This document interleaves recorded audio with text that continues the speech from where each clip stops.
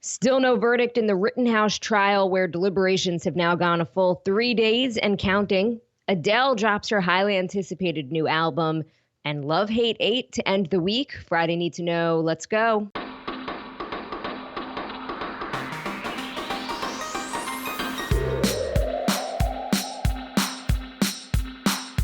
Good morning. This is Cheddar's Need to Know podcast for Friday, November 19th. I'm Jill Wagner, back with Carlo Versano. Carlo, good to have you back, and hope everything went well with Becky and getting back to work.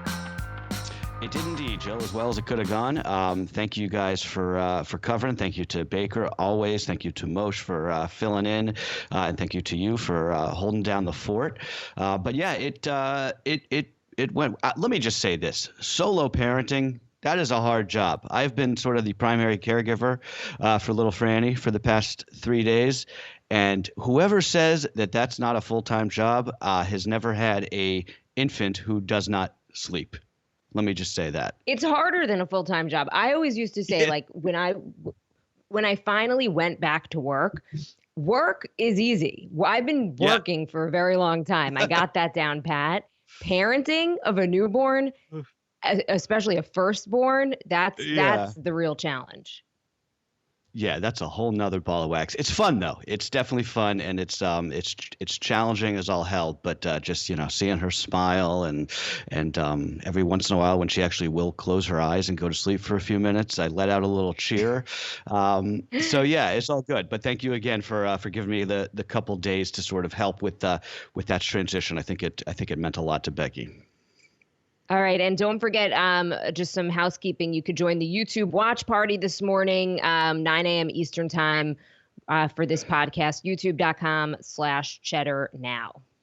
We'll be there. Carlo, let's get to some news here. Jurors in the Kyle Rittenhouse trial will resume deliberations this morning, having now gone 23 hours and counting without delivering a verdict in the highly charged case. 5 public schools that are near the courthouse in Kenosha have moved to virtual classes in anticipation of unrest when a verdict is reached. The judge in the case has now banned MSNBC from the courtroom after a freelance producer for the network was pulled over for running a red light while following the jury van. NBC says the producer was never intending to contact jurors. Yeah, this thing with NBC has become sort of a cause celeb, I think, on the right. It was all over Fox News yesterday, I saw, sort of to show that the media is trying to influence the jury or tank the deliberations. So I just wanted to sort of explain what's going on here. Bookers do this all the time. Television bookers do that kind of thing all the time. I used to, frankly, when I was on an assignment desk, I used to personally hire people to do just that, to stake out jury vans in high-profile trials. And you may think that that's tacky and not okay, and that's fine. You're probably right. It is a little bit, kind of like a gross thing to do. But it's not specific to this case. That's the bottom line. I mean, network producers do all sorts of kind of like iffy things to get the story and to get these high profile bookings. And Rittenhouse jurors are going to be some of the biggest bookings of the year for some of these networks. So I just want to sort of get on the record with that because it's sort of becoming a big story here. But just back to the deliberations, I'm surprised, aren't you? I'm surprised at how long it's taking. Derek Chauvin, I think it was 10 hours. O.J. Simpson was like 4 hours. It seems to me like, I still think that they're not going to convict Rittenhouse, at least on the top charge of murder in the first degree. But I'm a little bit surprised at how long this is taking, and maybe that suggests that it's not so clear cut in that jury room. Yeah, no, I agree. There was some thinking from analysts that if this came back quick, it was probably good for Rittenhouse, because that probably just meant that it was either a hung jury or they just they decided to acquit. They did ask yesterday to see to look at a piece of video evidence. Look, this trial was a long trial. There's a lot of evidence to go over, so we'll see. I mean, next week's Thanksgiving, they may. You would like to think that the jurors are going to take as much time as they need, but they might want to get this wrapped up before the Thanksgiving holiday. Meanwhile, in Georgia, closing arguments are set to begin on Monday in the trial over the killing of Ahmaud Arbery. The defense has rested its case after it gambled by putting Travis McMichael on the stand. McMichael was the trigger man who shot Arbery. He admitted under cross-examination that Arbery did not speak or threaten him in any way before he shot him. Now, I can't believe they put that guy on the stand. When they put Rittenhouse on the stand, that made a little bit of sense to me because I think, like I said a while ago, like if it's a self-defense case, I think you probably want to hear from the from the shooter in that case. This one I don't understand. I mean, I know that these two cases are sort of getting mashed together in like the public consciousness as like this kind of like big racial reckoning story, but they're very different. They're very, very different. The Arbery case, in my opinion, is open and shut. I mean, there's this guy was executed on the street for what appears to be absolutely no reason. If those two men, or three men, I should say, get off, that I think would be an epic miscarriage of justice. And I just think that the Rittenhouse trial is much more nuanced than the Arbery case. And much more nuanced, as Moshe and I were talking about, much more nuanced than the mainstream media would have had you believe going into this trial. Yeah. And Moshe and I were talking a couple days ago on this podcast, the fact that there's so much stuff that's coming out that people like me and you and people are surprised by, because it just doesn't fit that original narrative of Rittenhouse being this, white supremacist who crossed state lines, having no connection to Kenosha, looking for trouble. I'm not weighing in on his guilt or innocence, but as you point out, it's not clear cut at all. And again, it's much more nuanced and a different story, I think, than we originally believed. Yeah. And by the way, I had, I sort of got caught up in that narrative, I think, in the beginning also. And I admit that mea culpa, I was sort of wrong on this case. And again, I'm not saying I continue to believe that what he did was morally reprehensible, and I don't have any sort of, empathy for him whatsoever. But just having rewatched the video of this incident, I watched it the other day for the first time since this happened last summer. And again, it is a much different story. And the idea that there is it's open and shut that this was a first-degree murder, I think is just not the case. All right, let's switch gears and talk a little bit about politics now. The House planning to vote on President Biden's $1.7 trillion social spending and climate change bill today after the first attempts at a vote were delayed last night. Kevin McCarthy, the minority leader, held up the floor with an 8-hour speech blasting Biden's agenda. McCarthy broke the record for the longest floor speech in the history of the House, previously held by Speaker Pelosi. The House doesn't have a filibuster, but it does have a rule that lets leadership talk for as long as they want. Yeah, McCarthy's clearly making the case here to become speaker if and when the Republicans take the House next year. I think that's what he was up to last night, because Democrats do have the votes here. They have the votes to send this bill to the Senate, especially after a cost estimate came in yesterday that eased concerns of some centrist holdouts. And once the House does pass this bill, it'll be in the hands of Senators Manchin and Sinema to decide sort of what stays or what goes. And the whole thing could still be put on ice. I think Manchin and Sinema could decide that they're just not going to vote on this, but we shall see. And just on the note of that cost estimate, this came courtesy of the nonpartisan CBO. They found that this legislation would add $367 billion to the budget deficit over the next decade, but that also does not account for in the top line for revenue raised by increasing IRS enforcement of tax cheats. So it would actually probably end up being significantly less than that should it pass. All right, on to the pandemic. We're expecting the FDA to approve booster shots for all adults as early as today. In the meantime, a new study on the origins of the coronavirus theorizes that the virus did, in fact, start at that infamous Wuhan wet market. Dr. Michael Warby, a scientist from the University of Arizona who traces the evolution of viruses, has published his analysis in the prestigious journal Science. His study suggests that the first known person who contracted COVID was a seafood vendor who worked at that market and likely became infected in mid-November of 2019. Yeah, so this would conflict. This would conflict with the lab leak theory, as well as the WHO's official theory, which posits that patient zero was an accountant in China who had actually no connection to either the seafood market or the lab in Wuhan. We're probably never going to know for sure, but I think it's important here not to think that this has sort of settled the origins of this virus, and it is important. I think a lot of people are sort of like, "Who cares? Like, what's the difference?" Well, we got to know because, if and when this happens again, we need to know how we can trace it. And, Joe, you and I talked previously about, sort of the lab leak theory and the gain of function research that the NIH funded at that lab in Wuhan. And again, it's certainly possible that this virus escaped from that lab.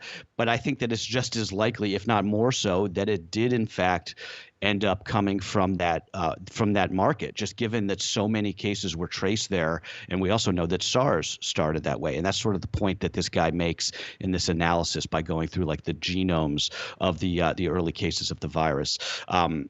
So that's that. On the booster debate, which again, we're probably going to get the news today, I think, on opening up boosters for all. Man, you got to hand it to our public health officials in this country. They're going to end up doing this just in time to miss the wave of Thanksgiving travel. And it's just, the confusion on the booster thing, I think, is going to go down with some of the early mask guidance as one of the bigger blunders of this whole pandemic. Don't you? I do. The problem with the boosters, though, is that I don't know if the science is clear. I've been following a bunch of epidemiologists and seeing their thoughts on it. I think most are coming out on the side of just get the boosters, that there's no real downside. However, I think that there's mixed data in terms of how much it's really going to benefit somebody who is healthy and young and has already been vaccinated. They say the much bigger issue is getting first and second shots into people's arms than the boosters. But I agree. I think the mixed messaging is a problem for sure. Yeah. On the origins of COVID, I'm fascinated by all of this.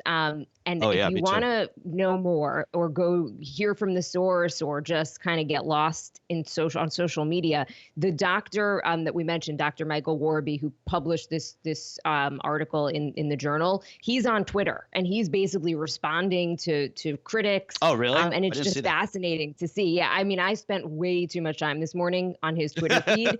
And I just think the one thing that's quite clear here is that still nothing is clear. And again, this points to just the shame that China was so sorry, I almost hit my mic. I think it just points to just, this missed opportunity to really figure this out. China hid what was going on for so long. We're now, 18, 19 months, actually almost, we're 2 years from the first potential case, mid-November 2019. And still dealing with this, and the fact that we don't really know how it started because we couldn't get in there, because evidence was destroyed, because this market was basically disinfected and cleaned before scientists from around the world could get in. It's just such a shame. Yeah, that's the bottom line, right? That's the bottom line. Wherever the origin came from, China clearly tried to hide it from the global public for far too long. And look where we are now, right? Think about that. 2 years ago, these first cases were starting to come out. They were saying it was pneumonia. You and I started talking about it, I think, in late December of 2019, and here we are, been the biggest story now for 2 years. And the problem is there's a lot of skepticism now about anything that comes out and about any accounts from the people who got sick in the beginning. And that's one of the things that this doctor is talking about on his Twitter feed. There's a lot of people who feel like they can't really take the accounts from these people seriously because maybe they're getting pressured by the Chinese government. Like, are these actual accounts of what happened, or is this part of a bigger cover-up? Exactly. And so that's the issue, is like, how will we ever actually feel confident in people's testimony, in data? I don't know. It just adds to a lot of confusion here. And again, it's a shame because it is science and we probably could have figured this out relatively easily had there been more transparency. Yeah, absolutely. Switching gears, Apple, the latest big tech company to bump back its return to office once again. Apple employees being told to report back to the office on February 1st, at which point the company is going to start a hybrid model that includes 4 weeks a year to work remotely. That's up from 2 weeks. The original plan was to give them 2 weeks. Employees pushed back on that. They said they want more time to work from home. So Apple caved. Now they're giving them 4 weeks. Also, I don't know if you saw this, Jill, yesterday, our new governor, Kathy Hochul, calling on workers in New York City, that would be us, to go back to the office in the new year. She said, quote, that the city's office buildings are, quote, still too empty. I saw some people on Twitter yesterday saying that, that shows that she's in the pocket of the developers. And it's like, yeah, you think? I mean, of course, politicians are in the pockets of developers. I mean, that's the developers run the cities, right? I mean, I don't think people understand how property taxes work in, a city like New York City. I mean, that is the biggest source of revenue for the municipal government. Like, what do people think is going to happen when some of these big office tenants get their property tax bill in the mail? Do you think they're still going to pay the same amount of money that they paid 2 years ago when they had a full office working? No, of course not. They're going to try and renegotiate that, as they should, right?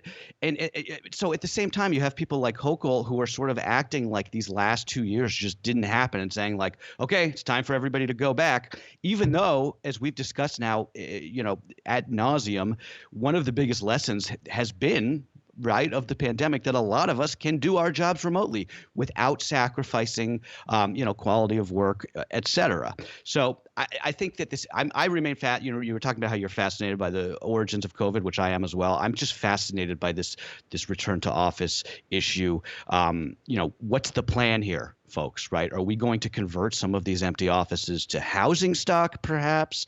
I haven't seen anybody take the lead on this issue, and I feel like it's just one of those things that people aren't really understanding how important it is, right? The garbage gets picked up in New York City because big corporate tenants pay a ton of money to lease space in those skyscrapers.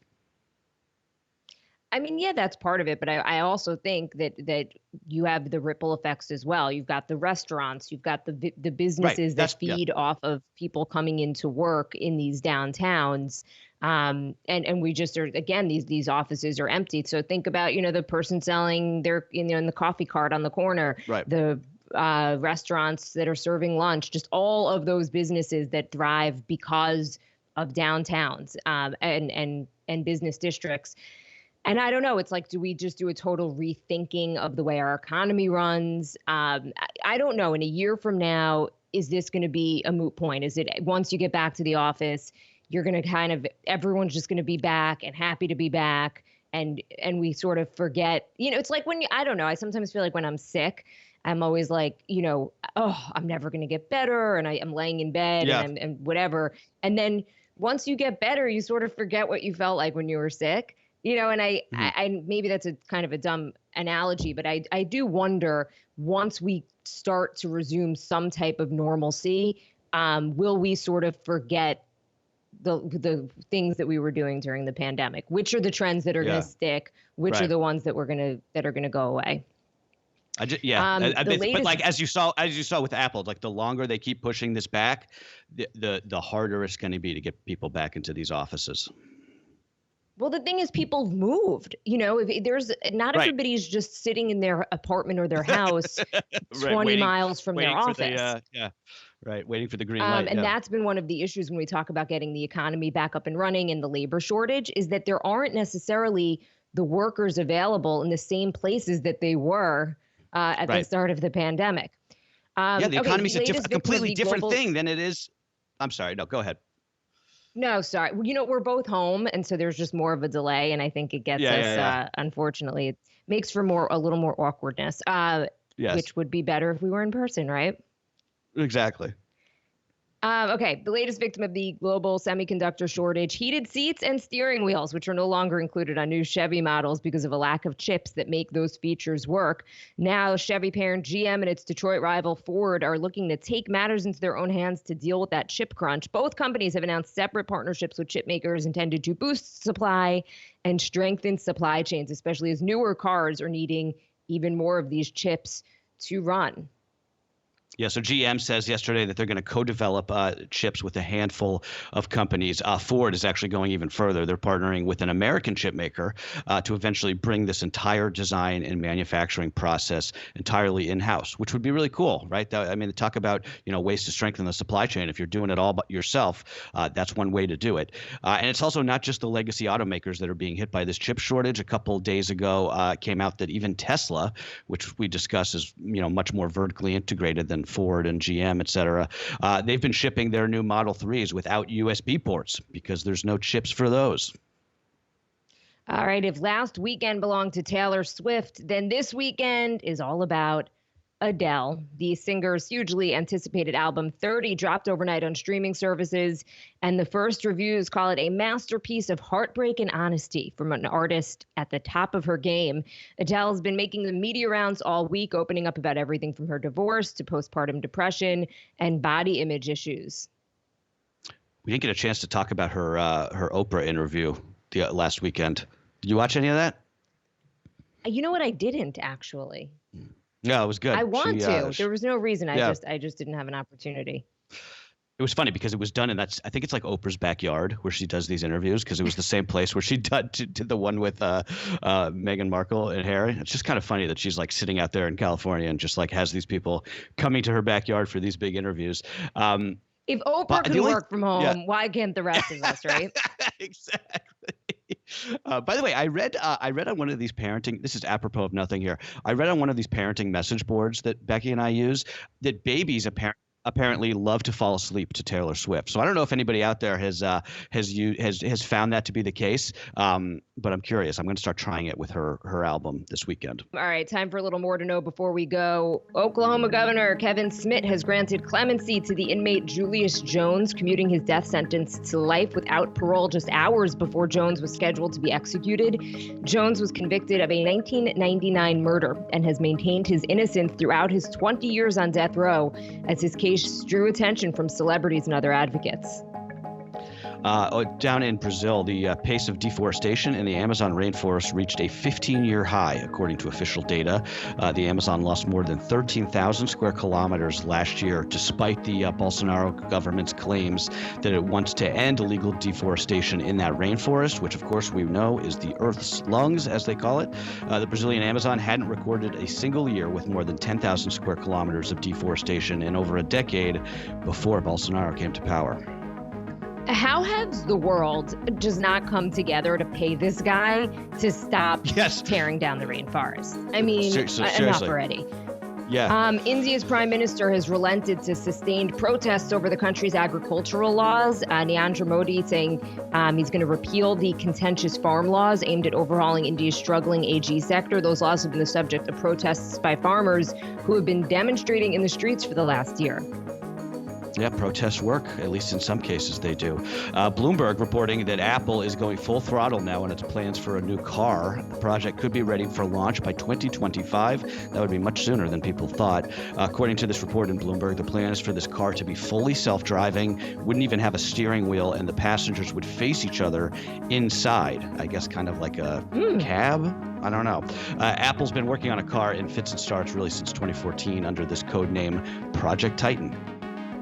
The FBI is currently searching the site of a former landfill in Jersey City, New Jersey, for the remains of Jimmy Hoffa, the Teamster boss who vanished in the 1970s. The New York Times reporting that a man on his deathbed admitted to burying Hoffa's body in a steel drum on the site.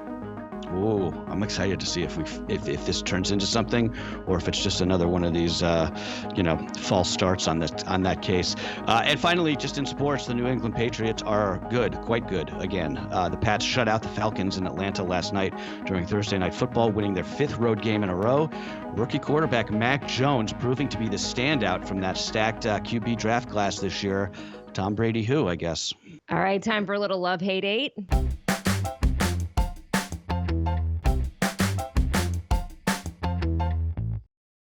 Okay, Jill, I'll start today. One thing that we love, making a to-do list, and better yet, actually crossing something off a to-do list. I feel like the longer something has been on your to-do list, the more satisfying it is when you're finally able to cross it off. I have things on my to-do list that are they've been there for years. I'm just never going to get to them. I did something that was on my to-do list yesterday, and it had been on my to-do list for months, and I had been dreading it, and it felt wonderful. Right? One thing that we hate when you sign an email, thank you, and you receive a "you're welcome" email in return. Is it just us, or is that a little passive aggressive? We're going to shout out Kylie for that submission. I think it's all about the punctuation. Is there a "you're welcome" with an exclamation point? Not passive aggressive, just Ooh, maybe interesting. a little too excited, and then, or is it with a period or just no punctuation at all? So I think the punctuation makes or breaks the tone. Interesting. I see. I always appreciate a "you're welcome" email. Not that I've never really sent one in my life, but I think it's a nice thing to do. The power move, though, with emails, especially at work, is to just send a blank email with the subject line "call me." That's the move. I want to get to a place in my career where I can just do that, just blast out "call me" subject lines to people and not do any other emails. The biggest joke in my family is that my Yeah. dad is notorious for sending text message, all caps, just "call me." And you Oh, think that's the your worst. heart drops Yeah, because you're yeah, like, yeah. what is the issue? And it's Yeah. nothing. It's just he wants to tell you just, a little story or whatever. And finally, we're like, okay, we're putting the kibosh on the just generic "call me" texts. Just tell us briefly what it's about, and we can know the urgency. Yeah, no, totally. Anytime my parents call me, my heart drops. I'm like, oh, somebody died, didn't they? I don't know. Is that just our generation that does that? Maybe I don't know. It's usually because every other phone call we get is like a robocall, right? And finally, one thing that we ate, the chocolate chip cookies from Wegmans. Do they have Wegmans out in Long Island? Unfortunately, no. It's not Oh, really. No, they don't. I've only they been in just one in Rochester, because my yeah. cousin lives out there, and it's amazing. And I'm jealous you have one now in Brooklyn. Yeah, they opened this huge one in Brooklyn, and it's amazing. It's sort of like it's got like the snacks of Trader Joe's, like the produce of Whole Foods, but just like the selection of like a Stop and Shop or a Kroger. And it is amazing. Those people in Rochester, they always talk about how good this grocery store is, and I gotta say, they're right. All right, that's what you need to know for Friday, November 19th. Have a good weekend, guys. See you on YouTube.